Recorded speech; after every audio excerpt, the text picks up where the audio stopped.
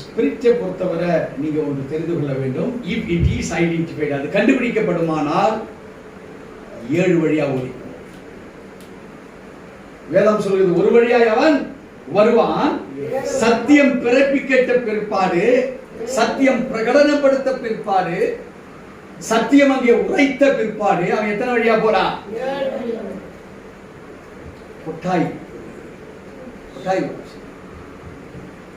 வெளியே. சிலருக்கு வைத்த கலைக்கு டிசென்ட்ரி வேதியாகும் ஒரு வழி. சிலருக்கு கர்த்தருடைய பரிசுநாமத்திற்கு மகிமை உண்டாவதாக. நாம் கடந்த பல வாரங்களாக ஒரு வேத வசனத்தினுடைய தாற்பயம் என்ன, the word teaches about the culture, the historic event, the geographical informations and the thought of the Holy Father.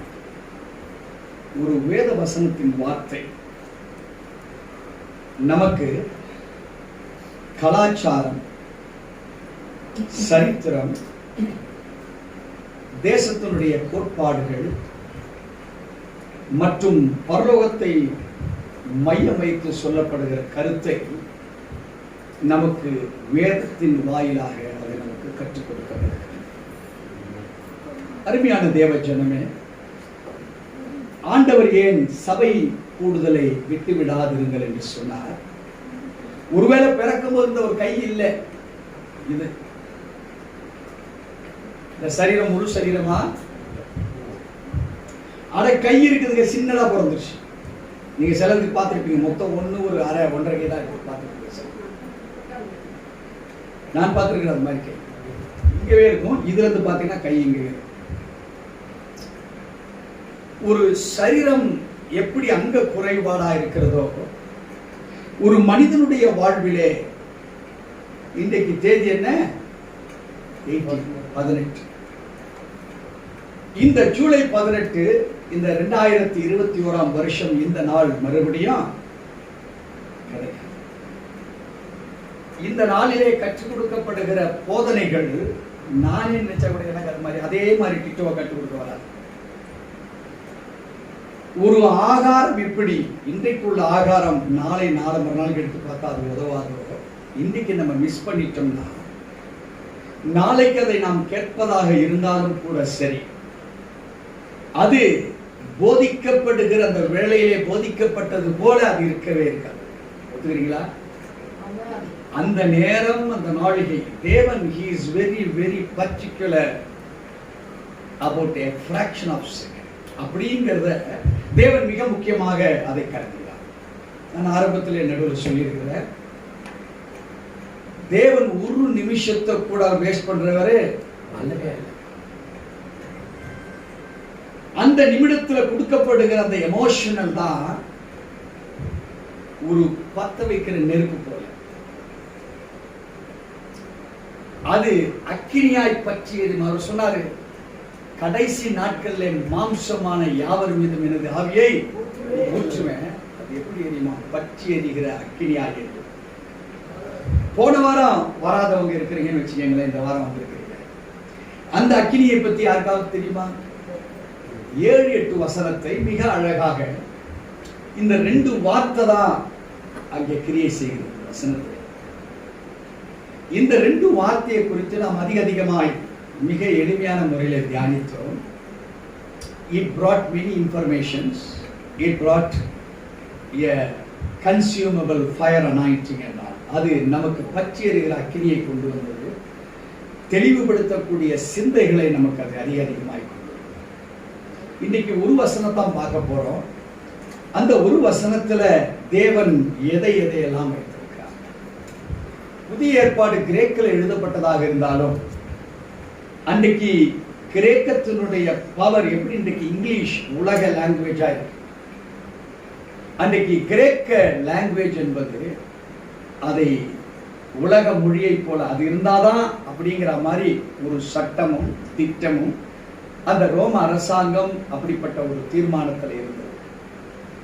So அந்த கிரீக்க வார்த்தையினால் எழுதப்பட்ட புதிய ஏற்பாடாக இருந்தாலும் அதனுடைய ரூட், அதனுடைய தாற்பயங்கள் எல்லாம் எபிரேயத்தை பேஸ் பண்ணிதான், ஒரு யூதத்தினுடைய கலாச்சாரத்தை பேஸ் பண்ணிதான் கிரீக்க மொழி பவர்ல இருந்தனால கிரீக்க மொழியில எழுதப்பட்டது.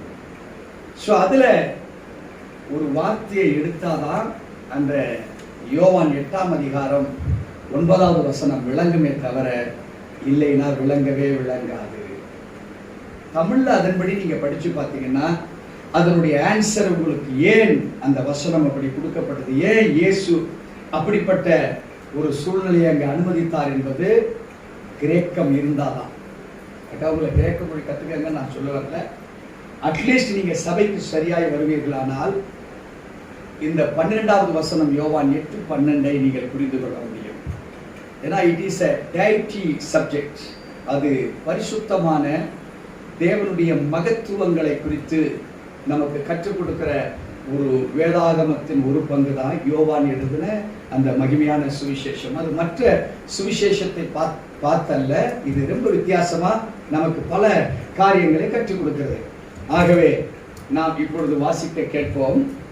யோவான் எழுதின சுவிசேஷம் 8ஆம் அதிகாரம் 9வது வசனம். அவர்கள் அதை கேட்டு தங்கள் மனசாட்சியினால் கடிந்து கொள்ளப்பட்டு பெரியோர் முதல் சிறியோர் வரைக்கும் ஒவ்வொருவராய் போய்விட்டார்கள். இயேசு தனித்திருந்தார். அந்த ஸ்திரீ நடுவே நின்றார். இவ்வளவுதான் வேதாகமம். இதுல ஏதாவது புரியுதா உங்களுக்கு? எது அந்த பொம்பளை பாவம் நடுவில் நின்றுச்சு, மற்றவங்க எல்லாம் போயிட்டாங்க, இயேசு உட்கார்ந்து. அவ்வளவுதான் பதில். இதை வச்சு ஏதாவது சத்தியம் விளங்கிடுச்சு அவங்களுக்கு எல்லாம்? இதை வச்சு நம்ம பார்த்தா ஏதோ ஒரு சம்பவத்தை அவர் சொல்றாரு போல, இதுல என்ன பாஸ்டர் சத்தியம் இருக்குது? ஏன்னா சத்தியம் இருக்குதா இதுல? எனக்கு தெரிஞ்சு மேலோட்டமா பார்த்தா ஒரு சத்தியமும் இல்லைங்க. வாசிங்க. அவர்கள் அதை கேட்டு தங்கள் மனசாட்சியினால் கடிந்து கொள்ளப்பட்டு பெரியோர் முதல் சிறியோர் வரைக்கும் ஒவ்வொருவராய் போய்விட்டாங்க. அப்படின்னா என்னன்னா, ஏதோ பேசினார் அவரு, அதுக்கு முந்தின வசனம் ஏதோ வரைஞ்சார் அவரு, அவர் சொல்லிட்டு நிமிந்து பார்த்தா எல்லாம் ஒரு பகுதி முடிந்தது. அடுத்த பகுதி இயேசு தனித்திருந்தார். இப்ப இயேசு தனித்திருந்தார். அந்த ஸ்திரீ நடுவே நின்றார். இப்ப அவர் பக்கத்துல யார் நிற்கிறார்? ஸ்திரீ நிற்கிறார். What are all the scientific informations? What are all the figurative? Scientific வேற, figurative வேற. What is figurative?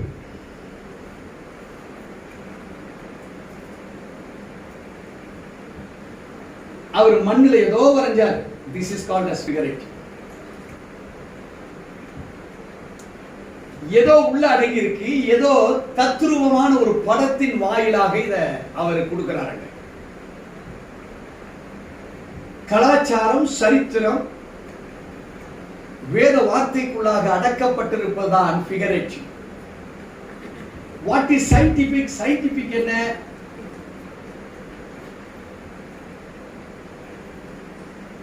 இது சில காலம் தான். இப்ப பல்பு போட்டுங்க, ரொம்ப நல்லா இருக்கு, பிரமாதமா இருக்கு, வெளிச்சம் பிரமாதமா இருக்கு. These are all scientifics. Flight கண்டுபிடிச்சா, ஆனா எத்தனையோ ஆக்சிடென்ட் ஆகும். சயின்டிபிக். ட்ரெயின் கண்டுபிடிச்சா, போறோம் வரோம், எத்தனையோ ஆக்சிடென்ட். நம்ம வாழ்க்கையில் அன்றாட உபயோகப்படுத்துகிறது பல சயின்டிபிக், பிரயோஜனம் இல்லை. But figurative,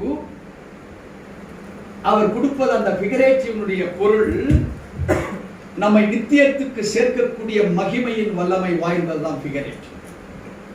God is something he is proposing. அவர் அதுக்குள் ஏதோ தீர்மானம் வைத்து, he is inducing, நமக்குள் அது ஊற்றப்படுகிறார். ஒரு இன்ஜெக்ஷனை போட்டு, ஒரு இன்ஜெக்ஷன் போட்ட உடனே என்ன ஆகுது, சதையில ஒரு கயிறு கிடைச்சிருக்கு உள்ள. அதுக்கப்புறம் அந்த இன்ஜெக்ஷனை உள்ள போட்ட உடனே என்ன ஆகுது, அந்த மருந்து எங்களை வெளியே கொட்டுதா? ஏன்னா ஏர் டைட்டா இருக்கிற அந்த சதைய குச்சி உள்ள தள்ளி அதை that is called as figurative. இப்போ திரள் கூட்டமான ஜனங்கள், நின்று கொண்டிருந்த ஒரு கூட்டம், தனித்து நின்ற ஒரு பெண், இந்த ஜெப ஆலயத்துக்கு முன்பாக கிறிஸ்துவின் வார்த்தைக்காக பிரசங்கத்தை கேட்பதற்காக வந்த ஜனங்கள். இப்போ கிறிஸ்து இயேசு இந்த நெகட்டிவ் பீப்புள், சயின்டிபிக்கல் இருந்தவங்களுக்காக பேசினார். they were not run by sensitive figurative words. அவங்களுடைய உள்ளத்துல எது இருக்கணுமோ அதற்கு பதிலாக சயின்டிபிக்கா இருந்தது. அவங்களுக்கு எல்லாம் ஒரு வியாபார ரீதி, ஆளுமை ரீதி, இல்ல மற்றவரை கலந்து இழுப்பதற்குண்டான அந்த நீதியிலே இருந்தது. அந்த நீதி தப்பு என்று சொல்லி தன்னுடைய ஃபிகரேட்டிவ் வேர்ட்ஸ்னாலே அந்த மக்களுக்கு டீச் பண்ண. அருமையான தேவ ஜனமே, அங்கே டீச் பண்ணது என்ன? நாட் அபவுட் த கிராஃபின் பட் அபவுட் த கட்டாகிராஃபி. அவர் கற்றுக் கொடுத்தது அங்கே இருந்தவர்களுக்குள் இருந்த குற்றம் நிறைந்திருந்த சிந்தையை அவர் டீச் பண்ணி கொடுத்தார். குற்றவாளியாக அவர் தீர்க்கல அவங்களை கூட, குற்றம் என்ன என்பதை ஃபிகரேட்டிவா டீச் பண்ணார் அவங்களுக்கு. இப்போ அந்த வேத வசனத்தின்படியாக அங்கே எல்லாரும் போய்விட்டார்கள். எதை கண்டு போய்விட்டார்கள்? they were filled with scientific information, but God transformed it to figurative. அவங்களுக்குள் விஞ்ஞான ரீதியில் இந்த புஸ்தகத்தில் இருக்கக்கூடிய வார்த்தைகளை அது நம்மை நடத்துகிற ஃபிகரேட்டிவ் என்கிற அந்த அர்ப்பணிப்புல பார்க்காம அதை சயின்டிபிக்கா அதை அவங்க சிந்தித்து அதை நடத்தி கொண்டிருந்தாங்க. எப்படி இந்த பல்பு சரினா வேற பல்பு போட்டு, கரண்ட் கட் ஆச்சுன்னா பேட்டரியில ஓட வச்சு. பட் அது அல்ல, சத்தியம் இஸ் என்டையர்லி டிஃபரண்ட். சோ இதை அவர்களுக்கு கற்றுக் கொடுத்த மாத்திரத்தில் அதுவரையில் அவர்கள் அதை கற்றுக்கொள்ளாதது இருந்தார்கள். விபச்சார ஸ்திரியை குற்றப்படுத்த வந்தவர்கள் they were taught through scientific knowledges. இந்த வேதத்தை படிப்பவர்கள் ஒரு BA MA ஒரு சட்ட ரீதியான படிப்பாய் படித்தார்களே தவிர அபியாசப்படுத்துவதற்காக உள்ளத்தின் ரீதியிலே, மனசாட்சியின் ரீதியிலே, அதை ஆத்ம ரீதியிலே பரிசேயர்களும் சதுசேயர்களும் அன்றைய காலத்து நியாயப்பிரமாணத்தை கடைபிடித்தவர்களும் கர்த்தருடைய ரீதியில் அதை கற்றுக்கொள்ளவில்லை. இன்றைக்கு அநேகமாய் நம் மத்தியில் இருக்கக்கூடிய கிறிஸ்தவர்களை நீங்கள் சிந்தித்து பார்ப்பீர்களானால் இதுல வரல, இதெல்லாம் இருந்து கொண்டிருக்கிறார். இப்போ இதுல இருக்கிற நமக்காக தான் ஆண்டவர் ஃபிகரேட்டிவ் நமக்கு கற்றுக் கொடுக்க விரும்புகிறார். இந்த வேதாகமம் இந்த 9வது இந்த வசனத்தின்படியாய் கர்த்தர் இன்னைக்கு நம்ம கற்றுக் கொடுக்க போவது என்ன என்பதை நம்ம பார்க்க போறோம்.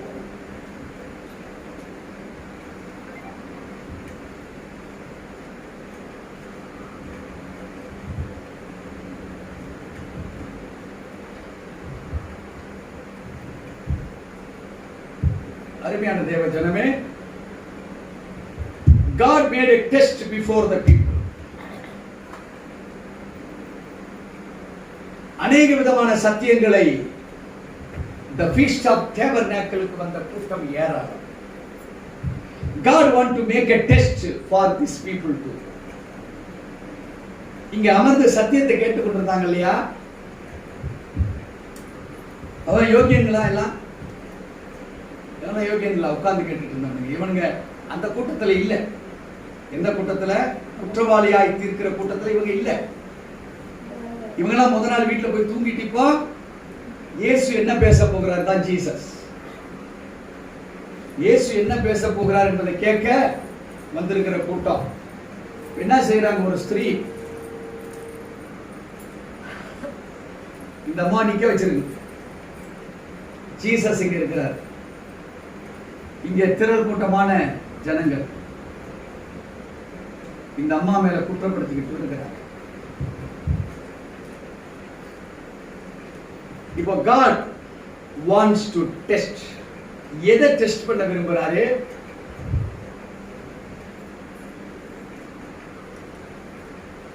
இது என்னது? என்ன எழுதிருக்க? சயின்ஸ். சயின்ஸுக்கு முன்னாடி இது என்னது?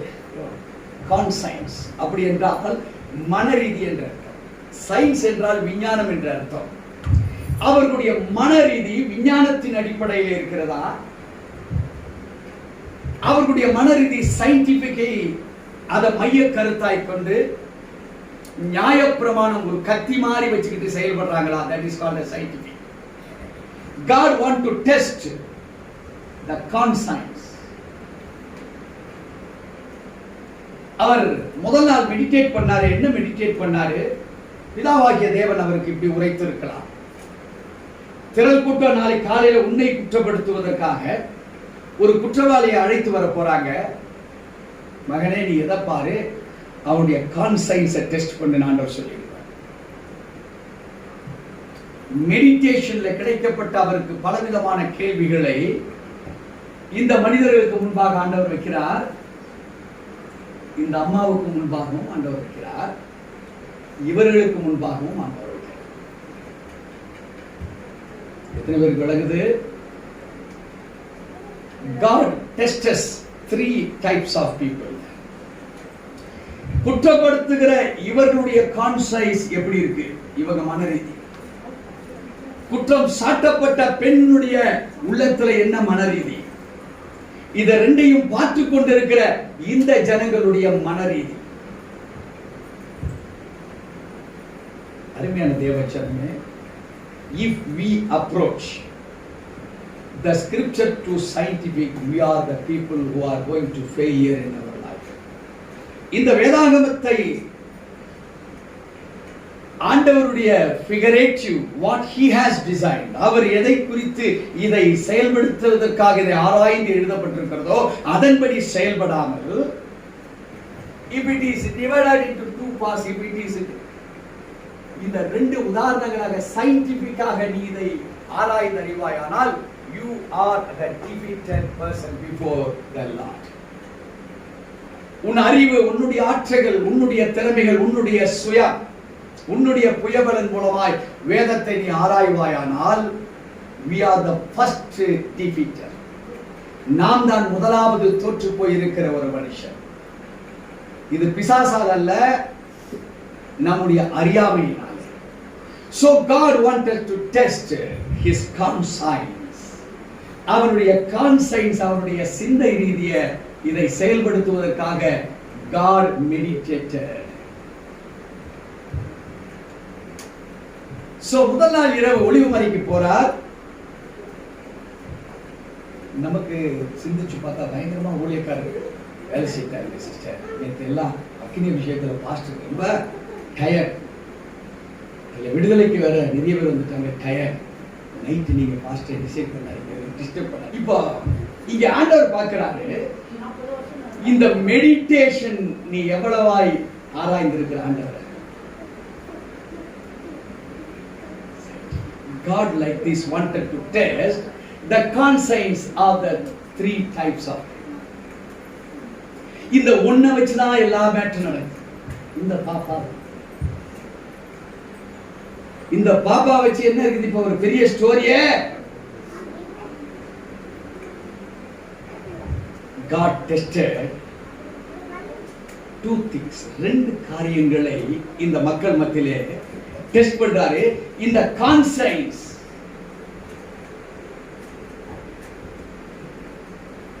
இது டெத் ஆயிடுச்சான்னு பாக்குறாரு. இந்த கான்சைன்ஸ் செத்து போச்சா அல்லது பர்ன்?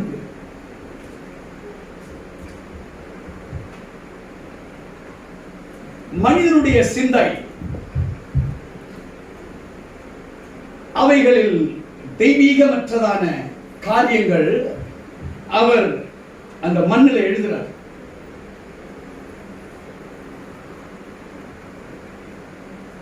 அந்த மண்ணில் எழுதல, அவர் வரைகிறார். மறுபடியும் யார வரைகிறாரு?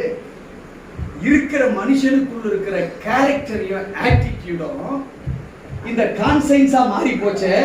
இந்த கான்சைன்ஸ் இன்னும் இருக்கிறானா, அவன் எரிக்கப்பட்டிருக்கிறானான்னு பார்க்கிறான்.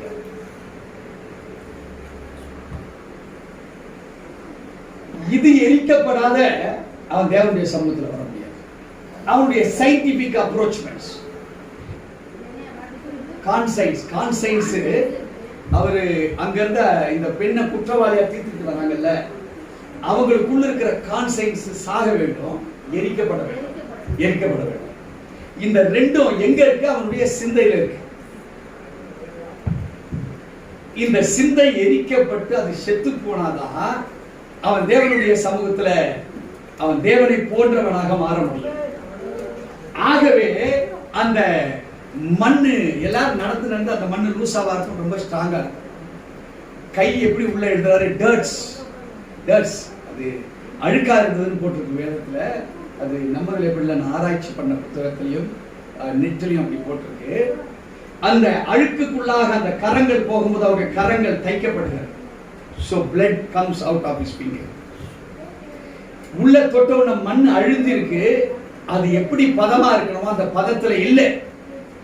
பதமா இருக்க வேண்டியது ஆண்டவருக்குள்ள, பதம் இல்லாதது கான்சைன்ஸ், அவனுடைய கான்சைன்ஸ்ல இருந்தான். நியாயப்பிரமாணம் கிறிஸ்து வருவதற்கு முன்பாக மோசேயினால் தேவனுடைய சமூகத்திலிருந்து பெற்றுக் கொள்ளப்பட்டு கொடுக்கப்பட்டது. அந்த நியாயப்பிரமாணம் கடைபிடிக்காம மிதிச்சு ஜெப ஆலய இடத்துக்கு முன்பாக எப்படி இருக்குது? It has become as a strong concrete floor. இப்போ அத ஆண்டவர் உடைக்கணும். இன்னைக்குன்னா கடப்பாறை இருக்கு, புல்டோசர் இருக்குது, சுத்தி இருக்குது, என்னன்னு வச்சு உடைச்சிடலாம்.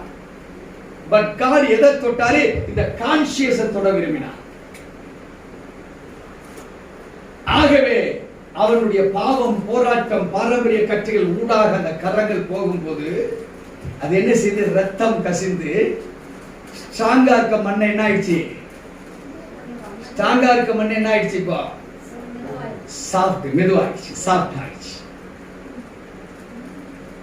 பாவமும் சாபமும் அந்த மண்ணில் இருந்தது. அங்க நின்றவர்களும் இந்த கான்சைன்ஸ் பவர்ல தான் இருந்தான். தெய்வீக பவர் அவங்க கிட்ட கிடையாது. குற்றப்படுத்துகிறவர்களாக இருந்தார்கள். இப்ப அந்த குற்றப்படுத்துகிற அவங்களுடைய அந்த இருதயத்தின் எண்ணங்களை இப்ப சீர்படுத்தணும், வரைகிறார். குற்றப்படுத்துகிற யார் படுத்துனாங்க அவங்க எல்லாருக்காகவும் வரைகிறார். இப்போ 9வது வசனத்தை வாசிக்க கேட்போம். 8:9. அவர்கள் அதை கேட்டு தங்கள் மனசாட்சியினால் கடிந்து கொள்ளப்பட்டு. இப்ப என்னது? மனசாட்சி. not from the brain, conscious is from the brain. அவங்களுடைய சிந்தையின்படி வாழ்ந்த அவர்களை இப்ப ஆண்டவர் வரைகிறார். வரைஞ்ச உடனே இப்ப எதுவா மாறுகிறது? அது மனசாட்சியின்படியாக மாறுகிறது. சயின்டிபிக் இப்ப என்ன ஆயிடுச்சுன்னு கேட்டா மனசாட்சியின்படி உள்ள மாறிடுச்சு. இத வேற யாரும் திருத்த முடியாது, வேற யாரும் இதை பத்தி செயல்பட முடியாது. ஆனால் கிறிஸ்துவோ அனுப்பப்பட்ட பிந்தின ஆதாமாக வருகிறார். அல்லேலூயா. முந்தின ஆதாம் அவன் மரணத்துக்கு ஏதுவான காரியங்களை செய்தான். பிந்தின ஆதாமோ அந்த மரணத்திலிருந்து நம்மளை மீட்டெடுக்கிறவராக வந்தாரு. அது சிந்தையிலே நீ சிந்தித்துக் கொண்டிருக்கிறப்பா, அது இருதயத்தின் மூலமாக வரப்பட வேண்டும். இருதயத்தின் மூலமா வந்திருந்தனா நீ இவ்வளவு விபச்சார ஸ்திரியா நீ அழைத்து வந்திருக்க மாட்டேன். அவளுக்கு அப்பாவோ அம்மாவோ அண்ணனோ தம்பியோ இருந்ததா சரித்திரத்துல போடல. இது ஏதாவது போட்டிருக்கா? அந்த விபச்சார ஸ்திரீ அப்பா இருக்குது, அம்மா இருக்குது, அண்ணன் இருக்கிறான், தம்பி இருக்கிறான், அக்கா இருக்குது, தங்கச்சி இருக்குது, சித்தப்பன், பெரியப்பன், ஏதாவது பெரிய கூட்டத்தை பத்தி இதுல ஒன்றும் போடவில்லை. அருமையான தேவச்சனமே, வேதம் கொடுக்கப்பட்டிருக்கிற வார்த்தை not with the relationships, it is with the soulship. ஆத்ம ரீதியாக தான் வேதம் கொடுக்கப்பட்டிருக்கு, சரீர ரீதிக்காக அல்ல. ஆகவே சொந்தத்தையோ பந்தத்தையோ உற்றாரோ உறவினரோ கொண்டு வரவில்லை. It is being given to a soul. இங்க இருக்கிற ஒவ்வொரு ஆத்மாவுக்கு தான் பேசுகிறார். டேவிட் என்கிறவருக்காக அல்ல, டேவிட்குள்ள இருக்கிற ஆத்மாவுக்கு பேசுகிறார். எனக்கல்ல, எனக்குள்ள இருக்கிற ஆத்மாவுக்கு பேசுகிறார்.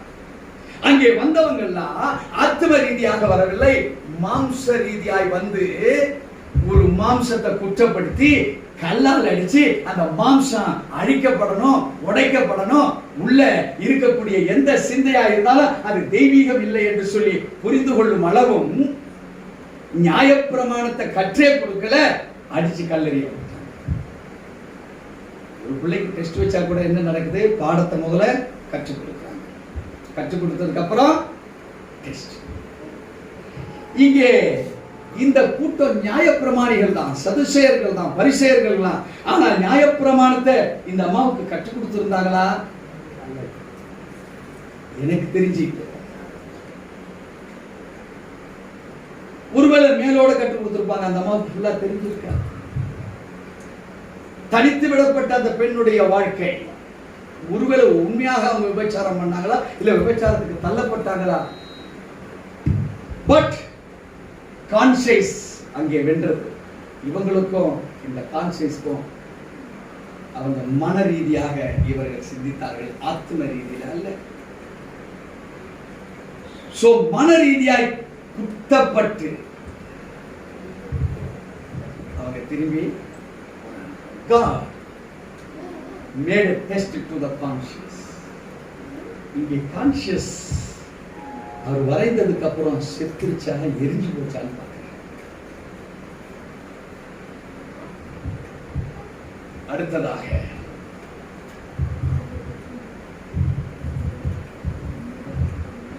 அவர் இங்கே எதை பார்க்கிறார்? ஒரு காரியத்தை ஆண்டவர் அவங்களுக்கு உணர்த்தினார். It is about the more sins on them. இந்த கூட்டத்துக்குள் இருந்த அதிகப்படியான குற்ற உணர்வு உள்ளவர்களாக அவர்களை உணர வைத்தார். எதை கொண்டு உணர வைச்சார்? இந்த சம்பவத்தை போல பல சம்பவங்கள்ல பலரை இவனுங்க பழி வாங்கியிருக்கிறாங்க. பாயிண்ட் நல்ல விளக்கத்தோட தெரிஞ்சுங்க. இவனுங்களுக்கு இது புதுசு கிடையாது. நல்லா புரியுதுங்களா? இதை போல பல சம்பவங்கள், நாட் ஒன்லி விபச்சாரத்துல கையும் களவுமாய் பிடித்தது, திருட்டுல பிடிச்சிருப்பாருங்க, பல காரியங்கள். நியாயப்பிரமாண புஸ்தகம் என்ன சொல்லுது? இதுக்கு நீ இதை செய்யறவா, நான் பிடிச்சுன்னு போறேன். அவன் சொல்லுவான், ஐயா எனக்கு தெரியாது, இது நியாயப்பிரமாணத்துல இது இருக்குதா, கற்றுக் கொடுக்கல ஐயா, என் வாழ்க்கை இதுதான். ஒரு பையனை நீங்க வளர்க்குறீங்க, பையன் அப்பா சாப்பாடு கொடுப்பான்னு உங்களை கேட்கிறான். டேய், நீ சாப்பாடு கேட்டா நான் சாப்பாடு கொடுக்க மாட்டேன், நான் வெளியே போகும்போது நீ திருடி சாப்பிட்டுக்கணும், அதான் உனக்கு தெரியா? இவன் என்ன செய்யறான்? வீட்டுல அப்பா வெளியே போனதுக்கு அப்புறம் சாப்பிட்டுருக்கான். அப்பா வந்து கேட்டாரு, சாப்பிட்டு ஆமாப்பா என்ன சொன்னீங்க, நீ இல்லாத போது அதை நான் அதை எடுத்து சாப்பிடுன்னு சொல்லியிருக்கலப்பா, நான் அதே மாதிரி பழகி வந்துட்டேன். அந்த பையன் 18 வயசுல இப்போ வெளியே வரான். அது வரைக்கும் பள்ளிக்கூடம் கிடையாது, நடைமுறை வாழ்க்கை கிடையாது. வெளியே போறான் ஒரு வீட்டுக்கு, என்ன செய்வான்? யாரும் இல்லாத போது இருக்கிறத, ஒரு ஹோட்டலுக்கு போறான், யாரும் இல்லாத போது எதையாவது எடுத்து, காரம் எங்க இருந்து வந்தது? தகப்பன் சரியாய் கற்றுக் கொடுக்காததுனால. சேம் கண்டிஷன் தான் இந்த மோர் சின்ஸ்ல இவங்க இருந்தாங்க. இந்த பீப்புள் எப்படி? யாருக்கும் கற்றுக் கொடுக்கல, கற்றுக் கொடுக்கவில்லை.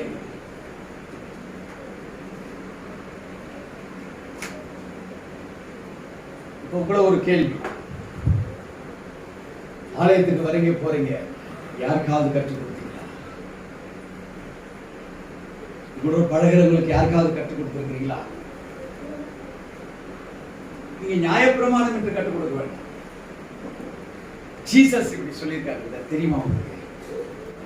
வெளியே போறவங்க வர்றவங்க, காசு செலவு பண்றவங்க, இவங்க கர்த்தரை குறித்து, கிரைஸ்ட குறித்து, பரலோக ராஜ்யத்தை குறித்து, எது தவறு எது சரி என்பதை குறித்து நீங்கள் ஏதாவது பேசியிருக்கிறீங்களா? அல்லது அறிந்திருக்கிறீங்களா? அல்லது அறியாதவர்களுக்கு நீங்க பிரயாசப்பட்டிருக்கிறீங்களா? These people were ignorant about that facts. அந்த உண்மைகளை குறித்து இவங்க அறியாதவர்களாக இருந்தாங்க, மற்றவங்களையும் அறியாமையில் நடத்தினாங்க. ஆனா நியாயப்பிரமாணம் தெரியும், தெரியாதவனை கொண்டாந்து நிறுத்துவார். இப்போ ஆண்டவர் எதை அவங்களுக்கு வரைந்து காண்பித்தார்? அவர் வரைந்து காண்பித்தது more sins than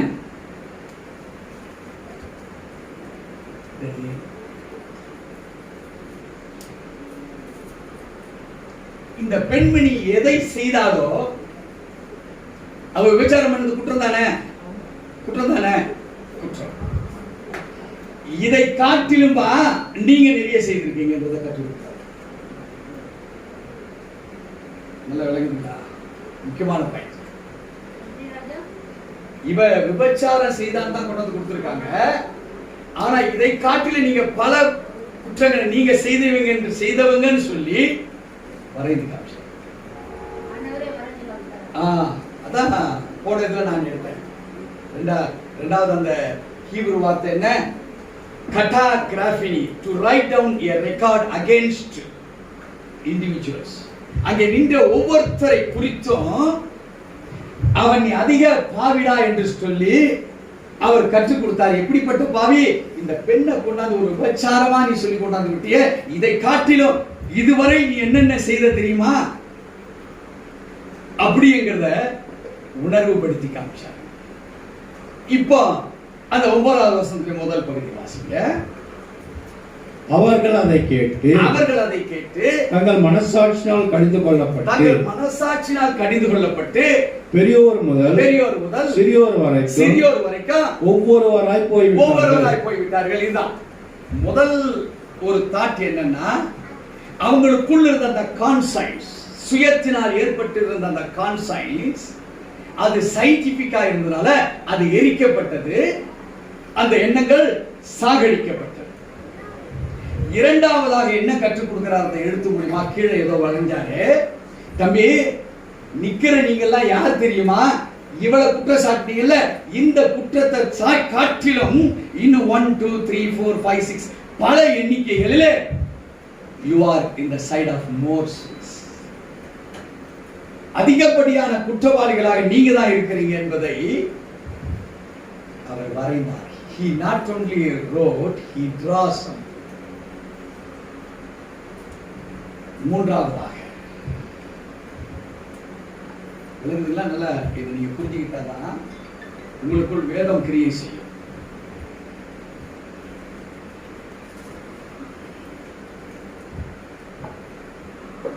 மூன்றாவதாக என்ன நடக்குது? இந்த முதல் பாயிண்ட் கத்துக்கிட்டீங்க, இரண்டாவது பாயிண்ட் கத்துக்கிட்டீங்க. முதல் 2 பாயிண்ட் ஞாபகம் இருக்குமா? ஞாபகம் இருக்குதா இல்லையா எல்லாருக்கும்?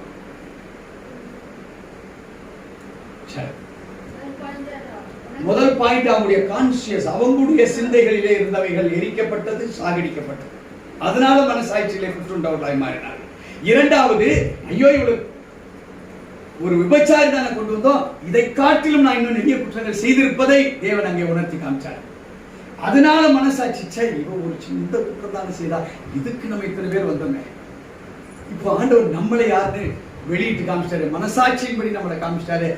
நம்ம எவ்வளவு பெரிய பாவி, இந்த பாவத்துக்காக நம்ம இத்தனை பேர் சேர்ந்து வந்தோமே, அதனால மனசாட்சியில் குற்றண்டவர்களாய் அவங்க திரும்பி போயிட்டாங்க. இப்போ இந்த முதல் பாயிண்டையும் ரெண்டாவது பாயிண்டையும் கணக்கு பண்ணி தேவர் கன்விக்டர்.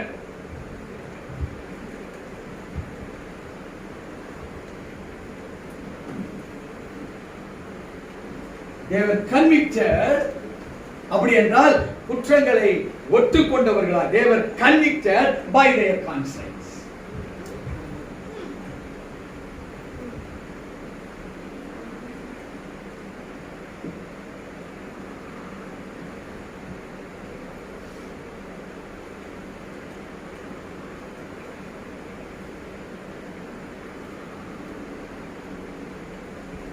தேவர் கன்விக்டட் என்று சொல்லுகிற பொழுது இந்த 2 பாயிண்ட வச்சு உள்ள இருந்த சயின்டிபிக் உடைஞ்சது.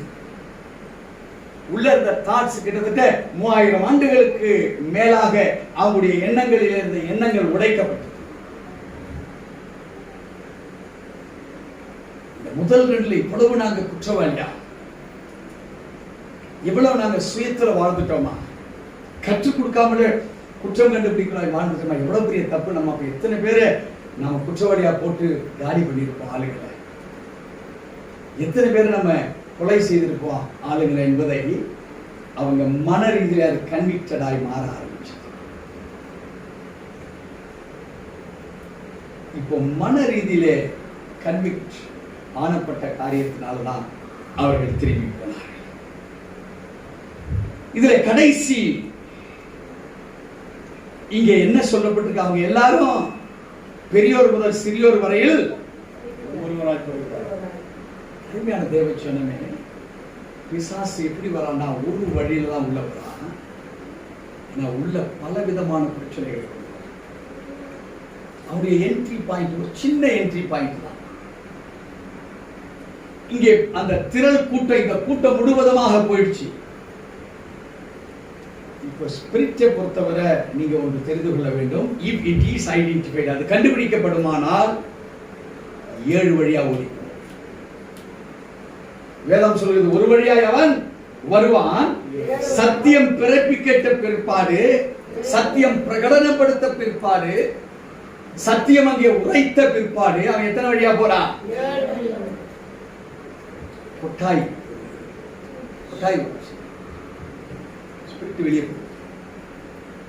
சிலருக்கு வைத்த கலைக்கு டிசென்ட்ரி வேரியா ஒரு வழி, சிலருக்கு மென்சஸே ஆகி ஒரு வாரம் கூட ஆயிருக்கார், மறுபடியும் மென்சஸ் ஆகும். சிலருக்கு இந்த புஜங்கள்ல வலி உருவாக்கப்படும், இங்க வலி உருவாக்கப்படும், தண்டு வடத்துல வலி உருவாக்கப்படும். ஒண்ணுமே அவங்களை தொடல, ஒண்ணுமே செய்யல. எப்படி எப்படி ஸ்பிரிட் பாடியை விட்டு போகுதுன்னு தெரியாது. கண்கள் மூலமாக, வாயின் வார்த்தைகள், சவுண்ட் ரூட்டிங். இவர்கள் மனசாட்சியிலே குற்றப்பட்டதினாலே மௌனமாக போகிறதும் ஒரு ஸ்பிரிட் வெளியே போகிற வழி. எந்த சத்தமும் இருக்காது, ஒண்ணும் இருக்காது. they came like this and about them திரும்பி சத்தம் இல்லாத. அருமையான தேவச்சனமே, உன் வார்த்தை if it is figurative, not by the conscious, உன் சிந்தைப்படி, உன் படிப்பின்படி, உன்னுடைய காரியங்களின்படி இல்லாதபடிக்கு கிறிஸ்து இயேசு how he has defined as a figurative one, எப்படி கிறிஸ்து இந்த சூழ்நிலையை கையாண்டாரோ அப்படிப்பட்ட கையாளுகை உமக்கு இருக்குமானால், மனிதனை குறித்து சொல்லவில்லை, உள்ள இருக்கிற அசுத்த ஆவிகள். they were convicted. யாரு மைண்டில் இருந்த அசுத்த ஆவிகள் அவனை இயக்கி கொண்டிருந்தது, அவன் விலங்கிடப்பட்டான். நம்ம பாட்டு பாடுறோம், ஒரு பாட்டு நம்ம லாஸ்ட்ல அக்னி விஷயத்துல பாடுவோம். நமக்கு எதிராய் எழுதப்பட்ட கையெழுத்தை உழைத்தாரே, சத்துருவின் கையிலிருந்து நம்மை விடுதலையாக்கினாரே. தெரியாத பாட்டு. அவன் போட்டிருந்த அந்த கையெழுத்தை they were convicted. ஒரு மனிதனுக்குள்ளாக எத்தனை எத்தனை அசுத்த ஆவிகள் இருந்ததோ they were convicted. அவைகள் குத்தப்பட்டன by their conscience. அவங்களுடைய சிந்தைகள்ல இப்படிப்பட்ட அசுத்தாவியா எங்களுக்குள்ள இருந்தது. இந்த திரள் கூட்டத்துக்கு இந்த முதலாவது காரியத்தை குறித்தும் இரண்டாவது காரியத்தை குறித்து உணர்வு ரீதியிலே அவனுக்குள் மனம் திரும்புதல் உள்ள வந்ததுனால மனசாட்சியிலே குத்தப்பட்டான். அல்லேலூயா. வெறும் 9வது வசனத்தை வாசித்தா ஏதாவது தெரியுதா?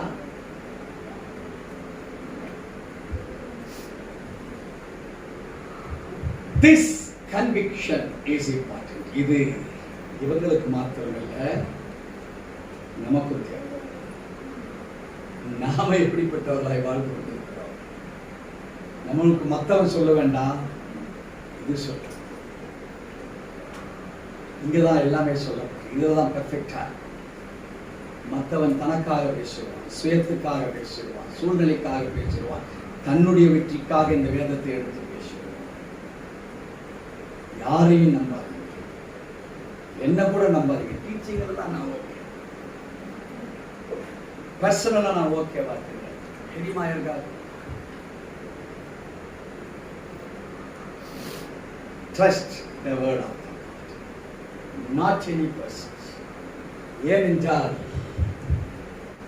நம்ம எல்லாரும் இதை பார்த்து ஏமாந்துறீங்க.